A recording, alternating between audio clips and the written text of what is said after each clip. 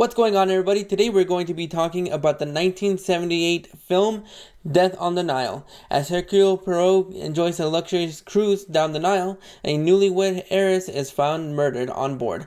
Can Poirot identify the killer before the ship reaches the end of its journey? Let's find out. This time around, we have Peter Ustinov taking over the role of Hercule Poirot after Albert Finney could not unfortunately return. This film stars Mia Farrow, Simon, I'm going to butcher this name, so I do apologize in advance.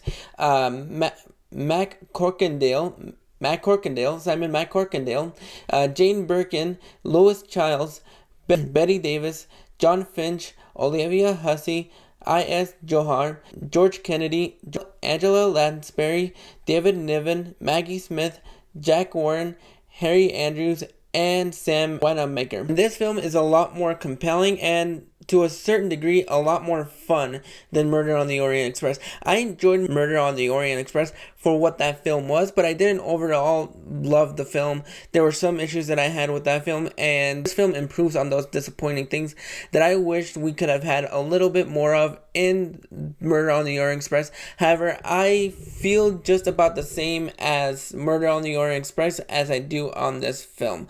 Because even though this film is a lot more fun and it is a lot more enjoyable than Murder on the Orient Express, for the first half of this film, it felt more like sightseeing the Nile than it did Death on the Nile.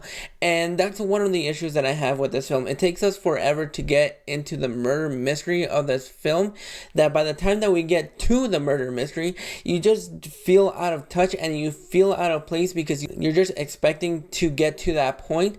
And for certain parts, I did feel the length of this film.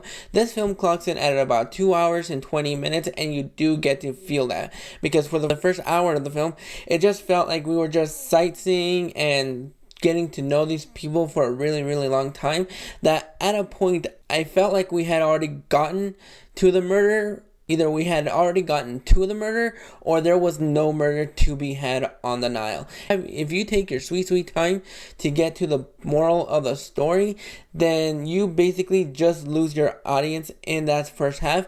This has happened with films such as Venom, where it takes us a really long time before we get to Eddie and Venom, and you just feel the disconnect between the story, and it's hard to get unraveled into the mystery. However, even though it takes its sweet time into getting into the mystery, into the murder, into what's going on, into the way that Hercule Poirot actually works in this film, it actually, once we get to the murder, you get invested in the mystery and you're trying to figure out who the killer is. Even though this might be a controversial thought, I think Peter Ustinov is actually a better Poirot than Alfred Finney was, to a certain degree.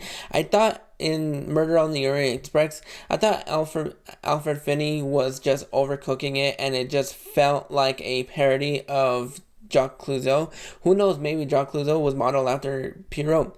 I have no sense about how those characters were developed, but I thought Albert Finney, for the most part, was overcooking it in Murder on the Orient Express, and Peter Ustinov actually found a way to make his character a little bit more complexing without making it feel like a cartoon character, because that's how I felt in Murder on the Orient Express. It felt more like a cartoon character than an actual detective, and so I really liked the way that he interpreted Poirot in this film. I thought the cast was really, really well, and I thought the cinematography, seeing the landscapes of Egypt, was really, really well done. And I think most of the characters in this film are a lot more complex and a lot more interesting than they are in the first Murder on the Orient Express.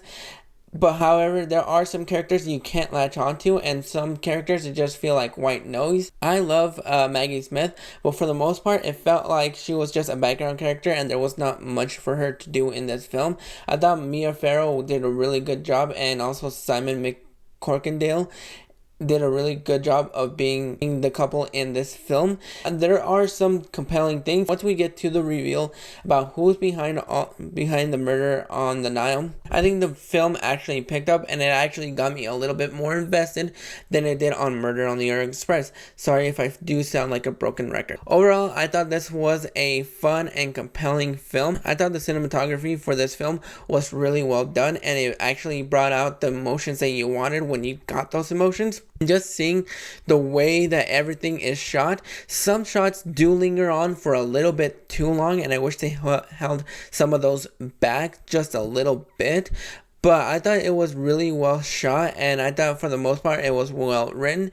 It was just a little bit too long, and by the time that we got to the murder, it felt like it was lacking a little bit of depth and a little bit of mystery, because it takes really long to get to that point, that we're spending a lot more time than we're supposed to with these characters and trying to get to know them. That got to the murder of the film a lot faster. I thought this film would have flowed, and I would have probably loved this film a lot more. But it's just those little issues that I had with this film that actually prevented me from actually loving this film. But overall, I really enjoyed this. I thought it was a step up from Murder on the Orient Express, and I do think that this film is a little bit better than the 2017 Murder on the Orient Express. And Peter Ustinov, who then goes on to play Pierrot in the later installments, did a really good job as Pierrot and not overcooking it too much. It felt more like a character than it did in the other films.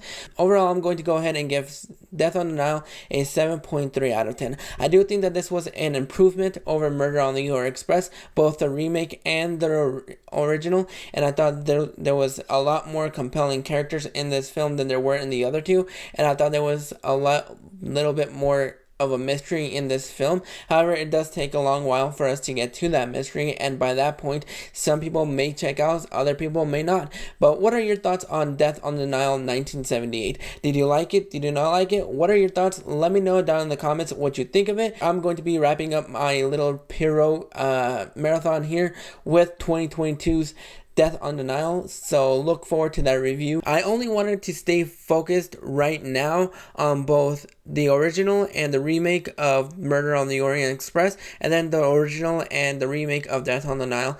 Just for now, maybe later on I'll probably go back and review all of the other ones just so I can get caught up. And then later this weekend I will have more reviews coming up.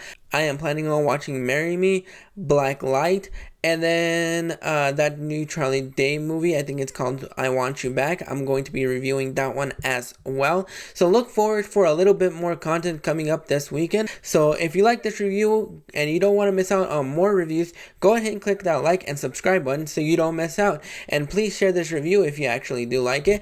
So until then, this is Josie Reviews.